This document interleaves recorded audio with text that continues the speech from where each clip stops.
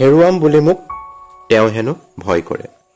যদি দেখা পায় সপোনতো মই আঁতৰি যোৱা বুলি, তেওঁ মোৰ ফটোখনক সাৱটি তাতে দুটা চুমা আঁকে। হেৰুৱাম বুলি মোক তেওঁ হেনো ভয় কৰে। ভুল কৰি যাওঁ মই আৰু তেওঁ ক্ষমা কৰি যায় মোক জানি বুজি আৰু কেতিয়াবা অজানিতে। দুখৰ বৰষুণ জাকত যাতে মই নীতিটো অকমানো, সেইকাৰণেই চাগে তেওঁ মোৰ হাতত এটা ছাতি তুলি দিয়ে আৰু নিজেই তিতি থাকে অকলশৰে।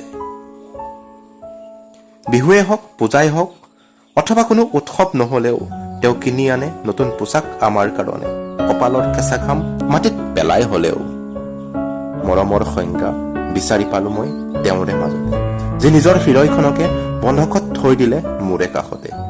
তেওঁৱে হল মোৰ দেউতা, ভাল পাওঁ আপোনাক ময়ো প্ৰাণে মনে, কবহে নোৱাৰো অ দেউতা এই কথাষাৰ আপোনাৰ আগত খোলা খুলিকে।